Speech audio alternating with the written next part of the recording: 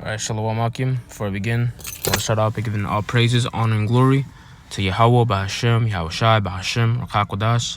Double honors to the apostles and elders like your millstone. I'm going to teach and rule well. And peace and blessings be unto you, fellow Akim, your brothers. Let's push out this word in truth, sincerity, and in faith. And I don't know this lesson be edifying. I want to bring out scriptures on 1 Corinthians 3 and 13. Just building on that more specifically.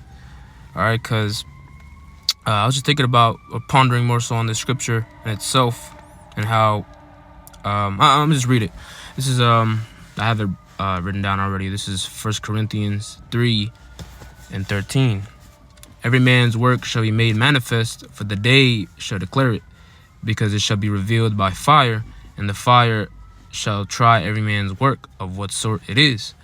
All right, and it's funny because throughout the Holy Bible, you're gonna come to find out that there's always that specific day. Even in the Old Testament, New Testament, the whole roll.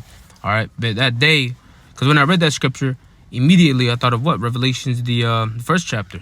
All right, and how every eye shall see him. All right, because in that day, not only is the Lord gonna be doing more than just destroying, he's gonna be delivering. All right, delivering his elect men.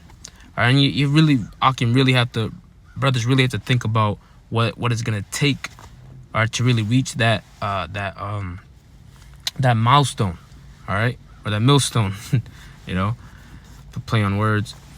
For the Akim, all right, of course, this goes for myself, for every brother in this truth, and that even goes starting from the Apostle Tahar all the way down, all right, to the leaders. Every man in this truth is a soldier in this grand theater, this theater of war, all right, that the Lord has commenced really from the beginning of time. And that war is that war within yourself, all right.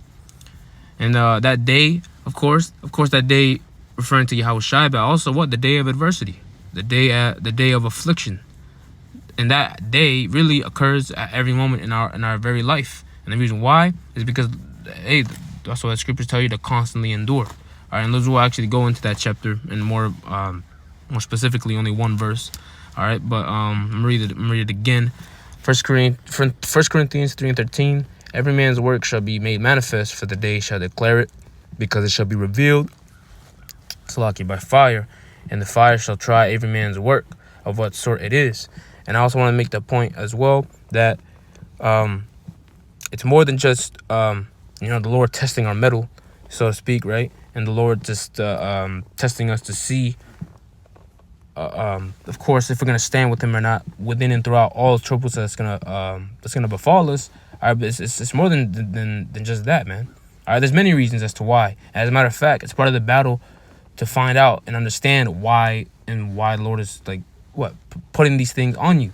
What is the Lord trying to find from you? All right, so because it also mentioned to see of what sort it is. So in reality, all right, one of the many reasons why the Lord puts you through whatever Akim are going through is to figure out what type of person you are. It's to build character.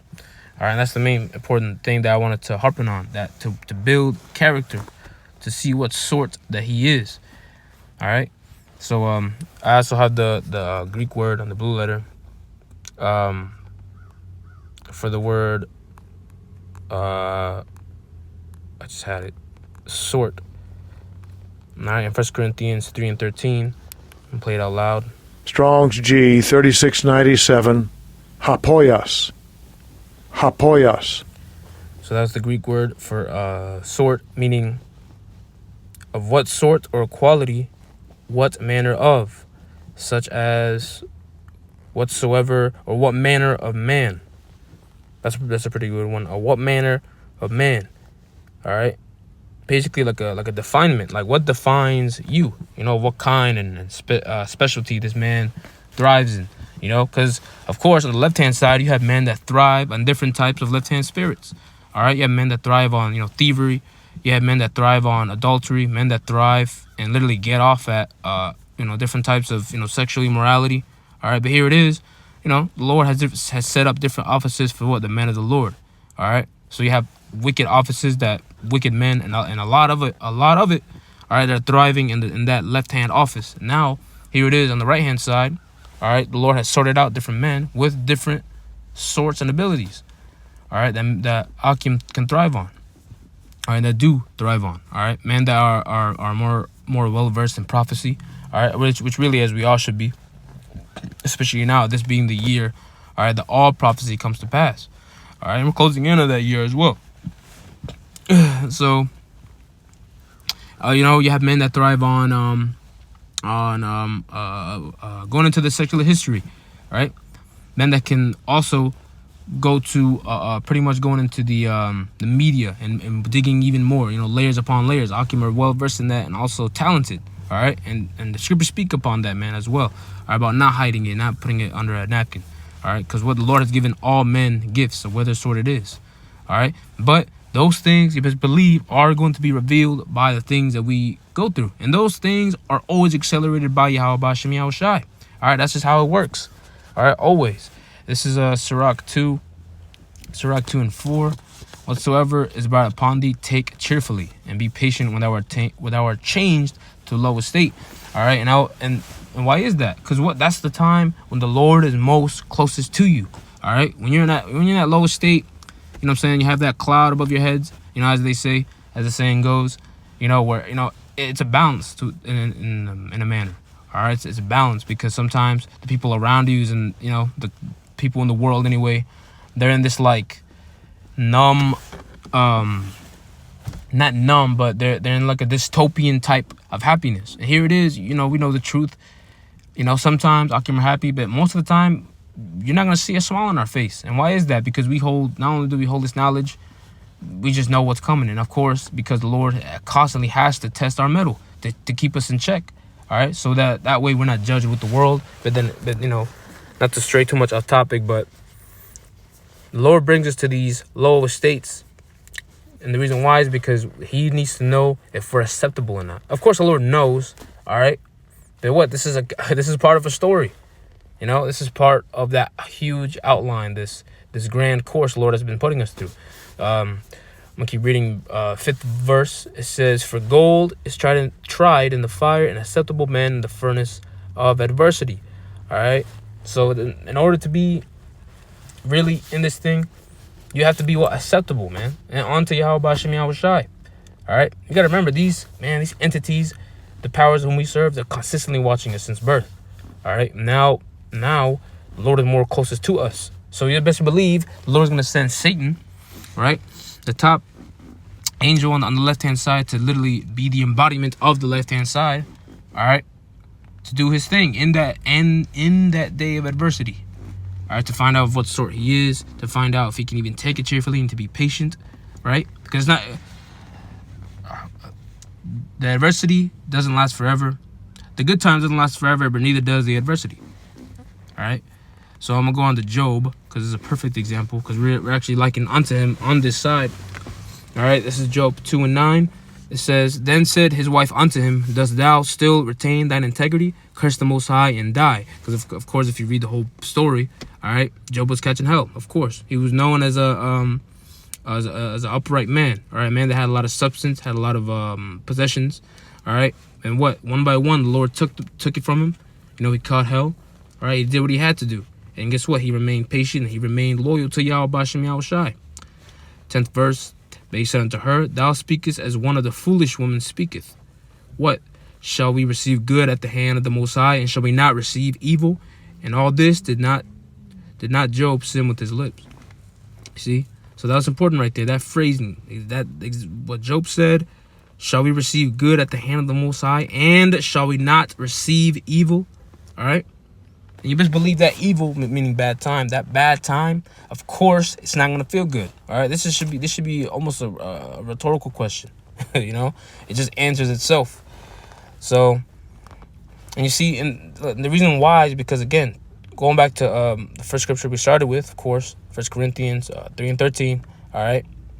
That day is going to be made manifest, but also the what comes after that fire is also going to be made manifest. Meaning what? Your character. Your true character is going to be made manifest, man. All right? And all this comes through what? Just doing exactly what the man of the Lord did. Job, i.e. Job, in this case. All right? And what the Lord told you to do. And that's the most basic things that the Akim have been reading or should have been reading, all right, throughout all of our life, man. Or throughout all of the span being in this truth, whether it's a brother that's just now coming into faith, you know, or a brother that has a certain amount of years under his belt. Proverbs 3 and 5, Proverbs 18 and 10. For me, my favorite, 2 Timothy 1 and 7. All right. What's that? Joshua 1 and 8, or verse 9. What was it? You know, how the Lord is with us consistently. All right. Wheresoever we are, wheresoever we shall go. You know, these things is like music to our ears. And these things, if we harpen onto these things in those days and in those moments of adversity, that's going to build character. All right. And then some even more concerning wisdom. But that's a whole different topic. All right. Going to be here all day. This is Hebrews 10 and 38. Now the just shall live by faith. But if any man draw back, my soul shall have no pleasure in him. All right, and the reason why I brought this out is because, of course, most definitely all these things is backed by faith. But you have to think about what the consequences are. The consequences of those men that failed those character-like trials, man. All right, that pretty much had their strength tested, and what, as the scriptures say, their strength was weak. You know, to not being able to succeed. They have to remember. So like now you have to remember, and when you read in 1 Corinthians 10 and 13, what does it say? Nothing that is brought upon us is nothing more that we can bear. You know, loosely paraphrasing. The Lord's gonna make a way for us to escape. Meaning, really, we have all the strength that we need. All right, already. But that's why you have to consistently ask for it. You know, to actually to stay with that strength. Because at any time, the Lord can take that strength away from you. He can take your might. All right, and take that will to fight, that willpower. The Lord could take it just like that. Same way with the Ruach HaKodesh, man. You know, the Lord could take that away at any time to be able to have the ability to fight these left-hand spirits. All right. So, and again, what the Lord's not gonna have no pleasure in that man, in that soul.